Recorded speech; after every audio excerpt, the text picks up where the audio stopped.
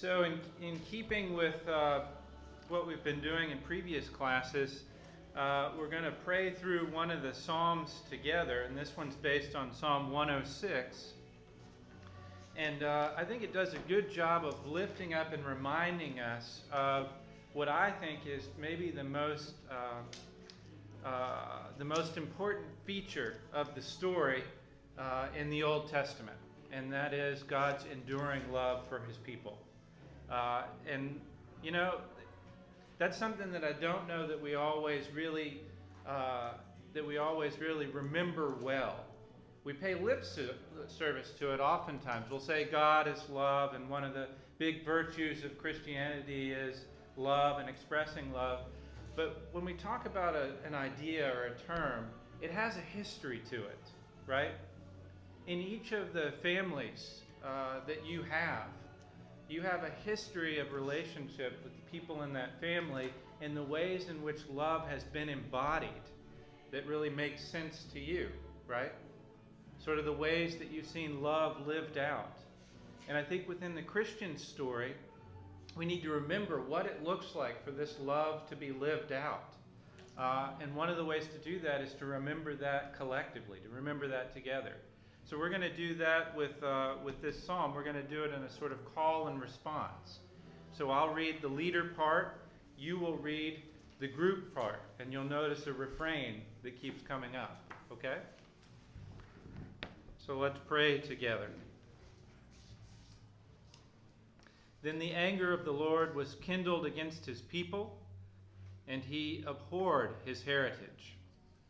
God's steadfast love endures forever. He gave them into the hand of the nations, so that those who hated them ruled over them. God's steadfast love endures forever. Their enemies oppressed them, and they were brought into subjection under their power.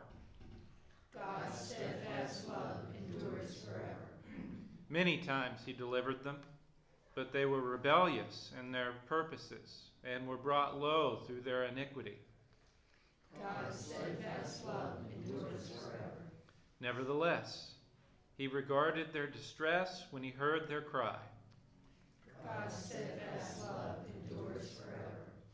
For their sake, He remembered His covenant and showed compassion according to the abundance of His steadfast love.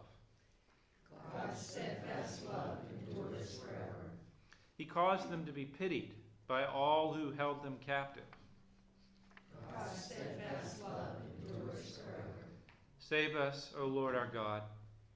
Gather us from among the nations, that we may give thanks to your holy name and glory in your praise. God's steadfast love endures forever. Blessed be the Lord, the God of Israel, from everlasting to everlasting. And let all the people say amen. Praise the Lord. God's steadfast love endures forever. So if you want to sum up this range of history that we're going to talk about today, right? You could basically sum it up in about 5 words. What would those 5 words be? God's steadfast love endures forever. That's right, right? If somebody asked you today, you guys covered like 800 plus years of history in the Old Testament, what was it all about? You can sum it up in about 5 words, right? Love endures forever. Yes, right? If somebody says to you, what is the best sort of summary of Jesus' teaching about the law and the prophets? You could say to them, God's steadfast love endures forever. don't forget it. Don't forget it. Because there are going to be times in your own lives where you are going to feel very undeserving of that love. There are going to be times in your own lives where you're going to recognize how much you have screwed up. There are going to be times in your own lives where you're going to take a look at the nation, or you're going to take a look at the community, and you're going to say, we are so far from where we should be right now. How could God possibly be with us? Or how could God possibly be with this other people? around the world. Remember this. Come back to this, right? Because this is the cry of the people time and again. They need to fall back on this enduring love of God. And we're going to take a look at how that's manifest in the story today. Yeah? Okay.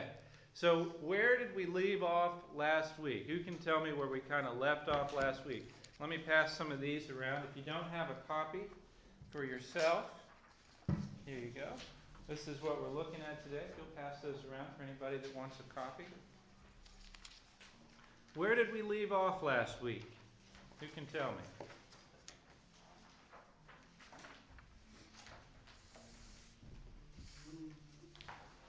Uh-oh. Uh-oh. We compared Moses and Jesus. What's that? We compared Moses and Jesus. Okay, we compared Moses and Jesus, right? Why were we comparing Moses and Jesus? They're similar stories. Okay, similar stories as told by, in our case, which gospel? Matthew. Matthew's the one that really draws out and really makes this direct comparison between Moses and Jesus.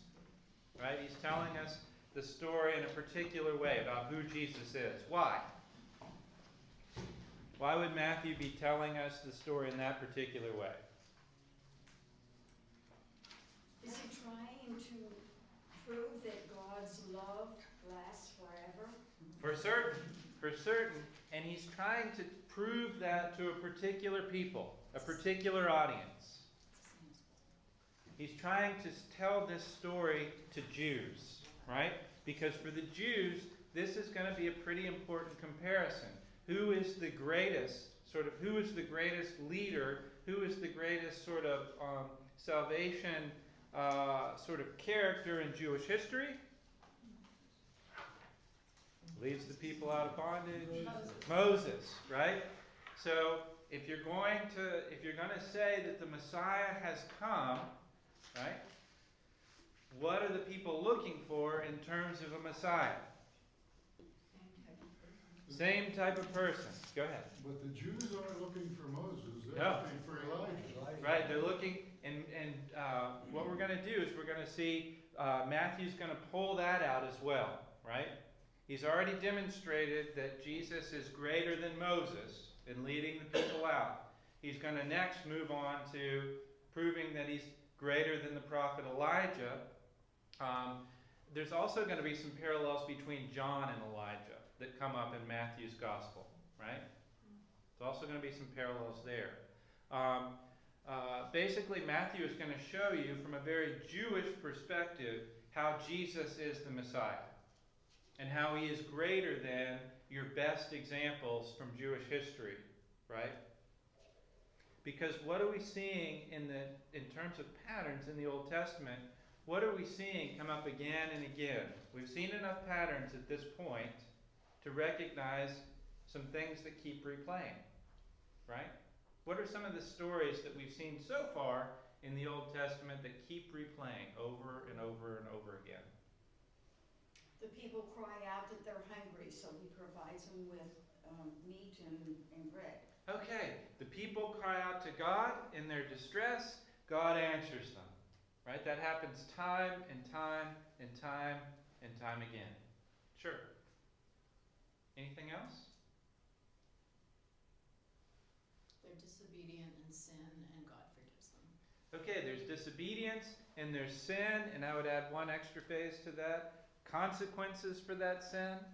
They cry out to God, and God's steadfast love endures forever, right? In God's steadfast love, he forgives them, right? And he saves them from their distress. Time and time and time again. Where do we first see that sort of story? Adam and Eve. Adam and Eve. Yes, we see that story in Adam and Eve. Anywhere else?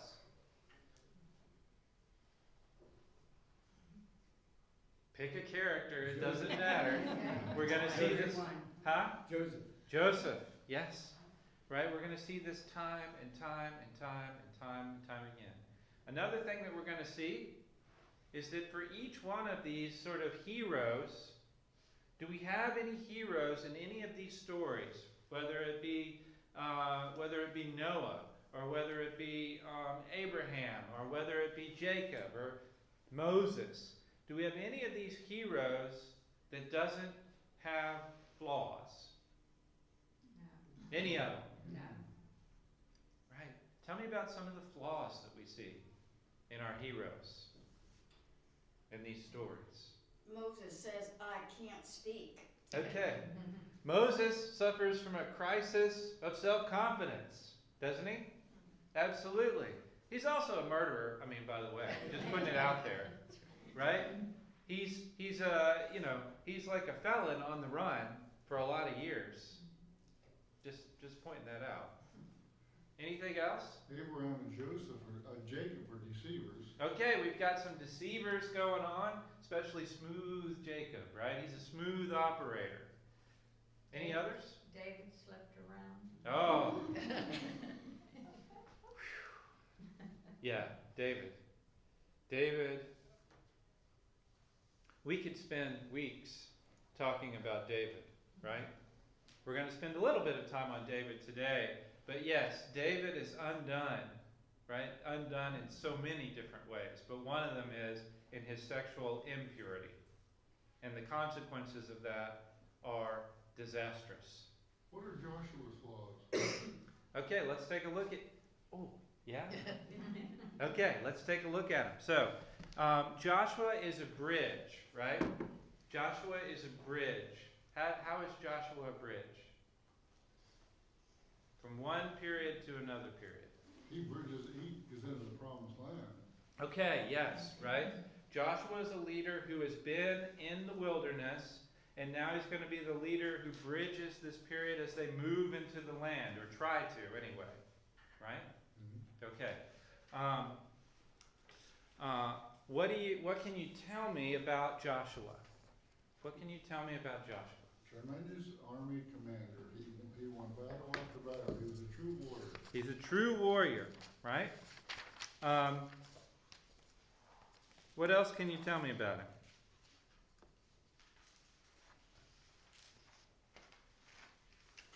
He and his group, What's that? caused the walls around Jericho to fall. Yeah, he's a good example. Joshua is, of when you follow the commands of God, when you follow them, improbable as they may be, right? Improbable as they may be, what happens next? Good comes out of it. Good comes out of it, right? Good comes out of it. Now, Joshua at his best follows the commands of God very, very well, right? And so when Jericho falls, that's a sort of high point, or a pretty impressive point in Joshua following God's commands, right? Okay. And there are other military victories that happen, but one of the things that kind of falls on Joshua from time to time is that when there's a victory, and this is where you have to kind of get into the story a little bit, when there's a victory, and there are a couple of times where this happens, where there's a victory, what does God say? What does God say to Joshua and the tribes after a victory? What does he say that they're supposed to do? Wipe out everybody. Okay, wipe them out. And don't take anything. Yeah, Don't take anything, right? What do they do? we're in the spoil zone. That's right. One of the flaws that Joshua has is that he is sometimes not clear enough and a little bit too permissive about taking the spoils of things, right? Who gave the victory to the Israelites? God. Did they earn these? No. No, they did not. Is God just being capricious? Is he just basically saying, I don't want you to have nice things? No. There is always a reason for the things that God tells them, right? What we know is that at least among many of the spoils that they take, right, among many of the spoils that they take are what? Idols. Idols. God's trying to protect them from themselves, right? He's trying to keep them from polluting themselves. But again, we have this pattern. We know better. We know better. This should belong to us. Now, these are the same people who've been harping about how it's not possible for us to win any victories against all these very powerful sort of warlords that are in the Promised Land. But then when they do receive it, right? This pattern is going to play out again and again and again, right? Again and again. What else do we know about this time of Joshua? One of the things to know about the time of Joshua, and basically the time of the judges, is that as much as the people are moving into the land, they're not moving into the land in the way that God tells them to do it. Can anybody tell me anything about the pattern of the way that the people move into the Promised Land? Okay, this is good. So this is why it's worth reading a little bit and paying attention to some things like when God first calls them to move into the Promised Land, he calls one of the smallest tribes to take on one of the most difficult areas in the land. And they balk at the idea. They basically say, no, we don't have the resources to do that. So we're going to hang back. The whole story of the people coming into the Promised Land under Joshua and then subsequent leaders is basically they don't just sort of take it on faith. Instances like Jericho don't seem to stay with them long enough for them to actually just continue that momentum forward. And the result is they move into the land, but they move in piecemeal. They don't move in as God intends them to. They move in drips and drabs. And as a result, we have some problems. We have some problems. Anybody know what some of the problems are in the way that they move into the land and they don't take it over wholesale as God tells them to? What are some of the problems with that? They end up intermarrying and then they end up losing their identity. Okay, there's definitely some intermingling and some intermarriage that they have as they move into the land. Now, why do they do that? Do they just need fresh bloodlines in the people? Is that what they're doing? They're just wild. Huh? They're just wild. What's the purpose of marriage in ancient Israel? And in the ancient Near East, really? Procreation and Sons. what we call the Nachalah, the inheritance, right? Basically the legacy. You're constantly trying to continue the family line, and you're constantly negotiating through marriage how to improve the dynasty. Marriage is not just about, I find this person attractive and, we have a series like The Bachelorette where we compete for the, I've heard about, I haven't seen, I'm just saying. It's a political and it's an economic maneuver. That's what marriage is about. That's what it's about. They marry into these other surrounding tribes and cultures. Why?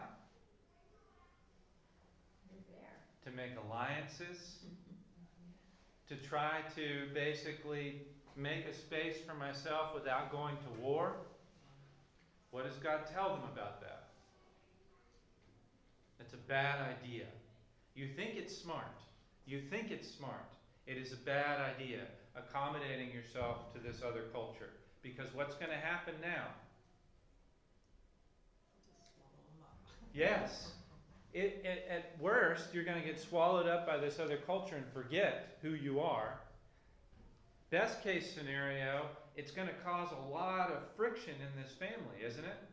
Trying to follow these two sort of competing sets of values. What's that going to do to the stories of the children that you're supposed to pass down from generation to generation? They're going to get mixed up. Yes, they're going to get mixed up. And let's be real clear about, this isn't like a sort of value-free following God looks like this, and following Moloch looks like this over here, right? And when I talk about Moloch, who am I talking about? He's one of these ancient gods that they're worshiping. Some of these other tribes, some of these other people groups around here. One of the primary features of Moloch is what? Is that the one where they offer the children? Child sacrifice. Right? That's not a value neutral sort of, oh, we can integrate those two things. And when they do these child sacrifices, let's just be real clear about what that looks like. You take a stone, what looks like a trough. It's about yay big, with a little hollowed out area, and you superheat it in a fire. And then you place the child in there. All right? So when we hear these stories sometimes about God saying, don't intermingle with this other culture, we may hear it and think, we want to celebrate diversity. We want to. We're not talking about a sort of value neutral sort of intermingling here. We're talking about God really trying to care for his people and keep them from engaging in things that are super destructive, right? Or the worship of the Baals, right? Why doesn't he want them to worship this Baal god? Well, what goes on with the worship of Baal? What sort of things go on with the ritual worship of Baal? Why wouldn't we want to, yeah, we can incorporate that. We take a little bit of this, we take a little bit of that, you know. Didn't they sacrifice children? Well, so not with Baal, but Moloch, yes. Moloch, yes. But with Baal, you've got ritual prostitution that goes on, right? You've got, there's a whole host of problems with worshiping Baal. And so again, it's God trying to preserve his people, trying to keep them from things that are going to be a real problem for them and for generations to come, and yet they don't listen, right? They mingle in. And what you're going to see in the course of these stories with these leaders, right, is you're going to see this happen again and again and again. And you may end up even scratching your head saying, why don't they get it? Why don't they understand? Is that a pattern, just putting this out there, is that a pattern that we have some familiarity with in present time? Yeah. As soon as you said Moloch, I thought about the abortion issue in New York. Okay. Okay. Any sort of recognition that that we make decisions sometimes, right? Or we incorporate values or ideas from maybe other religious traditions that we don't always recognize are in competition with Christianity. They didn't remember, they didn't realize, they didn't believe that God was their creator and their provider. And we do the same thing. We look to our own means to do this and that instead of leaning on his provision. Sure. Right? Yes. All of us have been guilty of that at one point or another. All of us have been guilty of that at one point or another. Now, for each one of these characters in this period of time that we're going to be looking at, each one of them, there's some important things to know about them, right? The same way that if we're going to understand the history of the United States, for instance, are there going to be some important characters that we need to know a little bit about? Who are some of the big names that sort of come forth in the history of the United States? Washington. Okay, Washington. Tell me a little bit about Washington. He's a general. Okay, general. Why does Chuck lift that part up? You know, I read in the Newcastle News that George Washington, when he died, he told Martha to free the slaves Okay. that worked for him. Uh-huh. And already God was working for the slaves. Okay, right? right? We see some things about Washington that are kind of interesting, right? And if we're looking at his influence on the nation, that's certainly one piece, right? That's certainly one piece. He originally had slaves, then he had trouble with incorporating them into the army, and then all of a sudden he decided it was good to have them, and they had slaves who were freed and fought in the Revolution, even in the Battle of Bunker Hill. Okay, right? We've got, and Washington is an example of a hero with some flaws. Yes? Yes. Washington is an example of a hero with some flaws, but one of the things to know about him as a general, right? We know him as a general. One of the things is he accomplishes some pretty amazing things as a general. He has a sort of charisma, definitely, that causes others to want to follow him, right? And he holds things together pretty well under some pretty arduous circumstances. Can we agree on that? Valley Forge being one. Keeping people present, away from their farms, all of that stuff, in the midst of, and I promise I'm bringing this right back around to today. Because I think Washington looks an awful lot like some of the judges. I think he looks an awful lot like some of the judges. And he's able to basically draw people to him. Very much the judges, some of the judges are able to draw people to them as well during times where we need to mobilize a group of basically farmers, herders, to be able to, right, resist a what? An attacking army, right? We are not necessarily, when you see the time of the judges, they're not necessarily, these tribes are not necessarily anything like a standing army. They have to be called away from their herds, sheep, some of them small farms, to basically fight against an attacker, right? That comes at tremendous cost, right? How do you keep them in the field? How do you keep them mobilized to do this? It's going to take a pretty charismatic leader, a very capable leader. Washington turns out to be one of those, right? And there's other things that we know about Washington that help us to begin to make sense of a national identity, right? A national identity. Who are some of the other famous early leaders? Jefferson. What do we know about Jefferson? He wrote the Constitution. Okay, very important in putting together the Constitution, right? But only after his wife was brought to him. Remember, he struggled for a week? Oh, yeah, right? Yes, tell more about that. Well, his wife is beautiful, at least in the movie that I saw.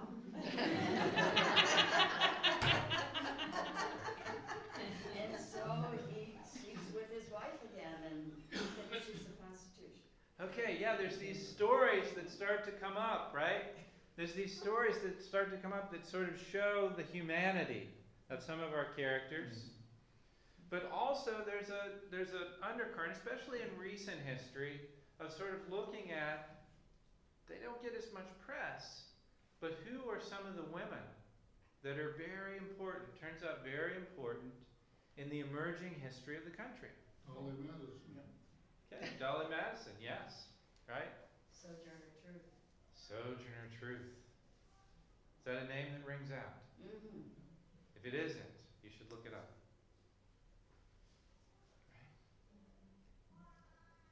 And oftentimes, we sort of, what do? We lift up these examples and turn them into, what? Larger than life heroes. And forget some of the flaws sometimes. Or forget all the, what? I'm sorry, because Jefferson also has Native African American lineage, which means he didn't go down to the slave quarters. He brought the slave quarters up to the house. Yeah, and he wasn't using that for inspiration for another round on the Constitution. Dirty politics were part of it. He really put the screws in John Adams. Yes, right? We have an imperfect history in many ways.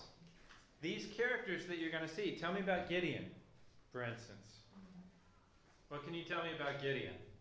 One of the judges. What's that, Chuck? Soldier. Soldier. Very, very capable soldier, right? But has to make do under some pretty difficult circumstances. There are a couple of passages that you were to take a look at for today, right? In which God calls Gideon, right? To help the people under duress. Does anybody remember these stories? He's also the guy that puts the Bibles in motels. That's that too. He's got a great legacy. He listens, which many of them did not, but I felt that he listened. Tell me more about that. Oh, he was so charismatic, he got lots of troops ready, and then God said no, and then no again, and then no again, or he has these few. Okay, yes, right? This great story of how Gideon draws a host. They're probably not going to be sufficient for the job, but nonetheless, a pretty good host. And then what happens next? God tells him it's not going to look good if you can number that many men, and Yeah, but God basically says, no, you don't need that many. What now? We're going to do what now? Okay. And so then, again, does it just stay with that first cutting? No, God cuts away more and says, no, we can do this with even less. Now, Gideon has a choice each time, doesn't he? Doesn't he? Sure he does. Sure he does. Does God reward Gideon for that?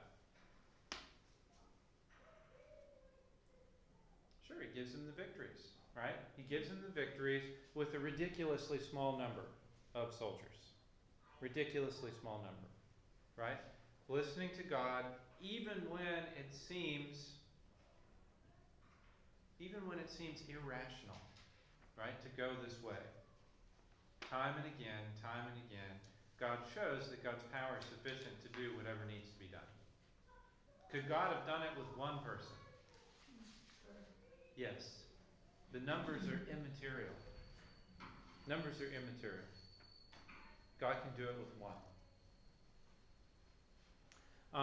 Tell me a little bit about Hannah. Hannah was like a lot of those other women that had trouble having children until Samuel came along. And she prayed until God heard her. Yes, right? Here we go. We've got another barren woman who waits for a short period of time, long period of time? Long period of time, praying and praying and praying and praying and praying. Right? Long period of time praying. Does she give up? No. She does not give up. Does God hear her prayer all along? Yes, he does. God moves in God's time. Hannah is a great example of just because it's not happening in the time, right, the time that I choose, doesn't mean that I lose faith in who God is, right? The steadfast love of God endures forever. Hannah takes that to the bank. Hannah takes it to the bank. What comes out of that steadfast trust in God? Samuel. Tell me about Samuel. She dedicates Samuel to God. Interesting. Let's think about that for a second. Is there anything more valuable to Hannah than Samuel? God. What's that? God. God. Good answer, right? Samuel is the most valuable thing that she can offer. Samuel's the most valuable thing that she can offer. She's giving Samuel back to God, right? Giving Samuel back to God. What does that tell you about Hannah's love for God? There's nothing above it. yeah. There's nothing above it. When you give the most valuable thing in your life to another, right? That is a profound statement about who you are and what you're about. Just like Abraham giving Isaac, Yes. Yeah. same thing. Yes. Right? Except, right? With Hannah anyway, right? How often have you heard that story? We've heard about Abraham and Isaac. How often do you hear of the story of Hannah? Wonder if we need to pay more attention to some of these stories that we haven't looked at yet. You know, that had to be tremendous, because she waited so long to have, then to have them, then to give them away. Yes. Oh, no. Right? Give That'd him be away hard. in a way that he's not going to be present with you. He's going to be serving God at the service of who? Eli. There you go. Right? Now, as Samuel grows up, tell me some of the highlights about Samuel. God called. Okay, God calls him audibly, right? Audibly. He's the one who calls, right? Hears the call in the night, thinks it's Eli calling to him, and it's really God. Eventually he answers, "Here I am, Lord." Do we have any hymns? Yeah, that's one of the great ones, right? Here I am, Lord. That's where that comes from. That's the story that we're trying to invoke by singing that song. Have we thought about Samuel when we're singing that song? Have we thought about Samuel's mom when we're singing that song? Okay, right? We don't want to lose touch with, right? We don't want to lose touch with the sort of reference points, right? Because it makes it more powerful, doesn't it? If you're singing that song and you're thinking about the story of Hannah, and you're thinking about the story of Samuel, does that make it more powerful? I hope so. I hope so. When you're singing the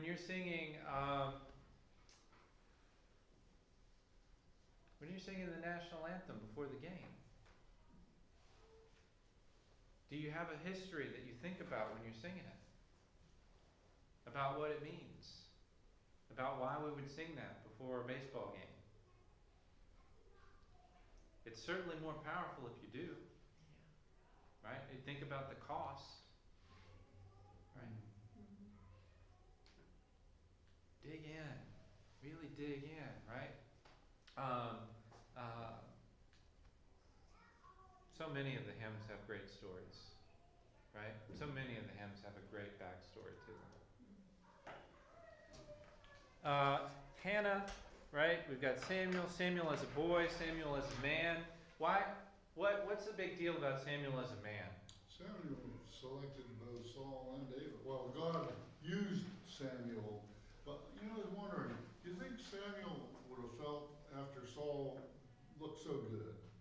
He's doing, and all of a sudden down the tubes, and I was involved in bringing him in here, and am I going to do this again? Yeah, that's right. Yeah, that's a difficult thing, right, for Samuel. Samuel's life is not altogether just a string of successes. Yes? One of the things that we see time and again in the Old Testament especially is from one generation to the next, just because one generation has some reforms and becomes more faithful to God doesn't necessarily mean that the next generation is going to. Right? The sort of way in which Hannah dedicates Samuel in the course of Samuel's life, right? Do Samuel's children follow that same pattern? No. Right? Depressing turn. Right? They don't follow in the same way. Some of that has to come back to rest on who? Who's kind of responsible to some degree for the way that the children go? In this case, it's going to be Samuel. Samuel. He gives his sons some pretty powerful, influential roles, even when it's pretty clear that they are not doing a good job with it. What should he have done? Should have taken them out. Should have taken them away. Should have done that, right? Doesn't. Samuel ushers in Saul, then David. Now, Samuel's a different sort of a bridge, right? He's the bridge from the time, so Joshua from the time of the Exodus into the Promised Land, then from the judges into the kings, Samuel. In each place, right, God appoints somebody, fairly faithful leader, to sort of transition the people into, right? We move into the time of the kings. Now, here's a pattern with the judges. We move from faithful to less and less and less and less and less faithful. Right? If you look at the judges and sort of track them and say, what do their careers look like? They get worse as you go. Wonder if that's going to play out during the time of the kings. Yeah. It's gonna go from okay to worse and worse and worse and worse and worse. Right? Pattern again and again. God gives them what they asked for, right? When God calls the people out of Egypt, right? When God calls the people out of Egypt, who does he give them to sort of lead them? Moses. Yeah, he gives them Moses, and then he gives them basically the family of Aaron, right? And the priests, basically, the people are being led almost directly by God, right? Almost directly by God, and the priests sort of are the intermediaries between God and the people, telling them what to do, showing them what to do, and the different patriarchs within the different tribal families, right, are the rest of the organization. But the people want what? King. Yeah, they want a king, or they want some sort of centralized leader, and so the judges move into filling that position. Imperfectly, I would argue. They're warlords, is basically what they are. And it costs the people. So then the people say, well, that's not working out. What we really need is a king. And they grouse, and they grouse, and they grouse, and they grouse, and they grouse, until God says, fine. Here you go. How's that going to turn out? Not good. Yeah, and he tells them in advance. He tells them in advance. What are the things that he tells them about having a king?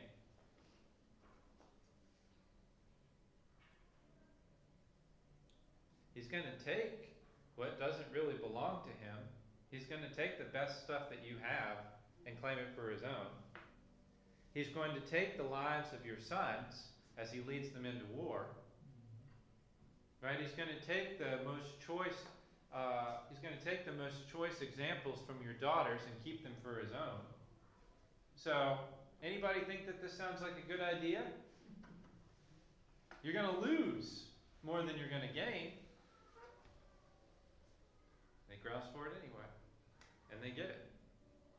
And they get it. Right? There are some different examples among the kings. Right? There's some different examples. One of the ones that we hear the most about in terms of how much is dedicated to his story is David. Right? We really get to see the whole sweep of David in detail. Why? David's the greatest of the kings, by far. David is the greatest of the kings. He's got the whole package. He's the most charismatic. He's the best war leader. He accomplishes more than all the other kings combined. Right? He is a sort of meteoric phenomenon in terms of the kings of Israel. And when they look back and they talk about the kings of Israel, certainly they talk about King David. Right? Certainly. And yet what we see in the sort of course of David is, if this is the best possible,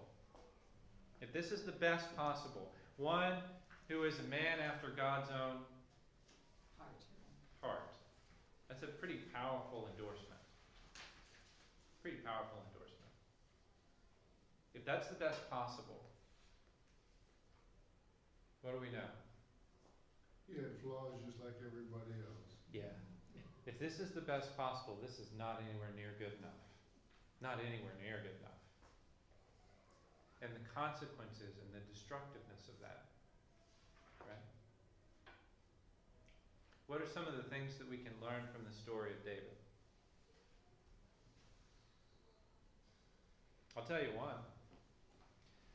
Who you have around you Who you have around you matters. Who you have as your right-hand person that gives you counsel matters. Right? David's destruction happens a long time before he ever sees Bathsheba. His right-hand person, right?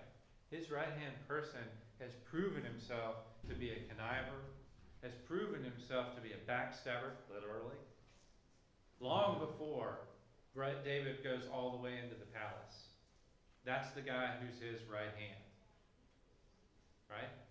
David has an opportunity early on to basically, when this guy does wrong, in David's name, to do something about it. And David doesn't. He allows it to stand. That is going to set in motion, basically, the trajectory of David's rise and fall. Even killed David's son. Right? Who you have as your closest friends and family matters a ton. What else can we learn about David? David knew how to, after he sinned, he knew how to come back to God and tell him what he had done and to ask for forgiveness, and God forgives him. Mm-hmm. Mm-hmm. Yeah. David definitely is a man of strong passions, but he ultimately is willing to humble himself. Humble himself. And when David is most humble is when his glory rises the highest, basically. When David is most humble is when his glory really shines through. If you look for those times when David is the most humble, that's the time when really great things are going to happen. But David also is an example of what fear can do. David's a good example of what fear can do. David is super courageous. Anybody want to argue that point with me? He is super courageous, and yet he does not have the courage sometimes to do the really hard thing. And it's not a feat of strength that's the problem for David sometimes. It's his own sort of self-doubt, his own fear of being ashamed that causes him not to intervene. Have we seen that as a fatal problem in a leader and a king before David? Saul, to me, looks a lot like LBJ. If you want to compare those two sometime, it's pretty, right? Do folks remember Lyndon Johnson? Yeah? Pretty powerful figure, yes? Mm-hmm. What do we know about Lyndon Johnson behind the scenes?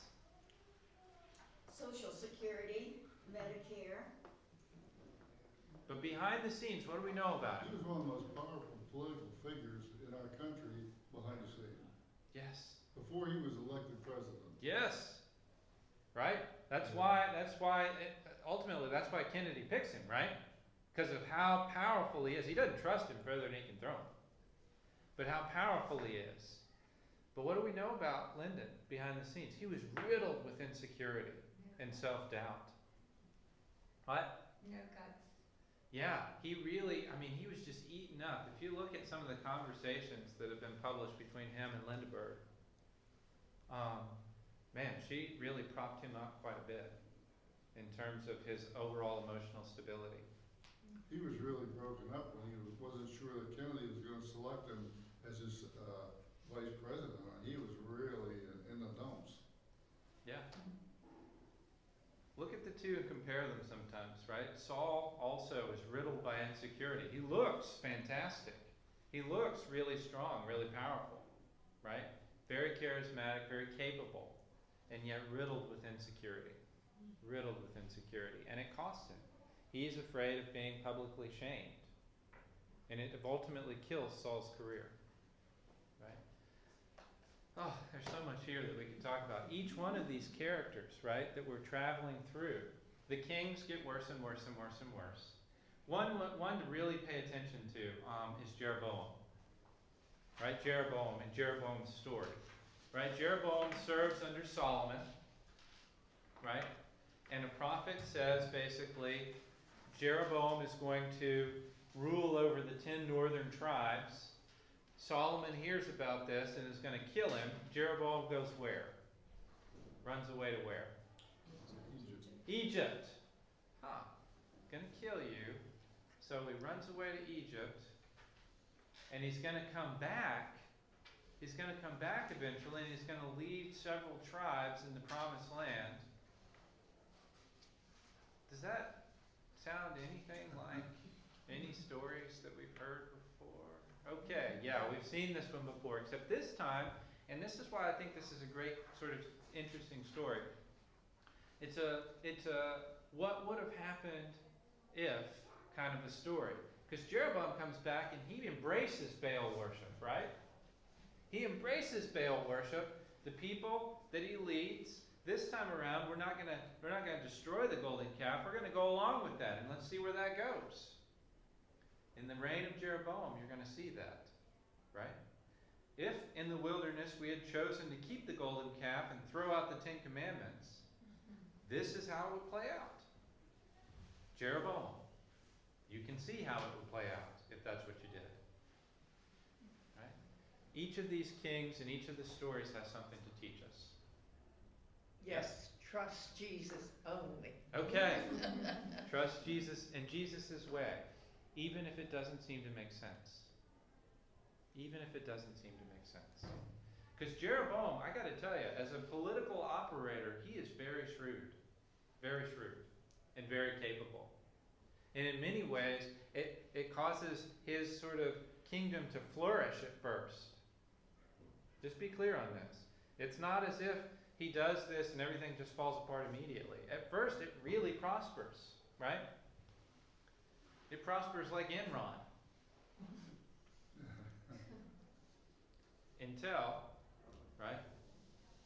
the consequences of that come back home to roost and it all falls apart. This is the story. Again and again and again and again and again. And then we get into the people losing the promised land. We haven't even got there yet. We're supposed to get there this week. I wasn't able to get us into the promised land. But that's okay, because it's a pattern that we've seen before. Next week we'll talk a little bit about the exile, because that's pretty important. And then we'll move into the next chapter, chapter 6. All right, so go ahead and read forward into chapter 6, but we'll finish up chapter 5, talk about the exile and what that means. Okay?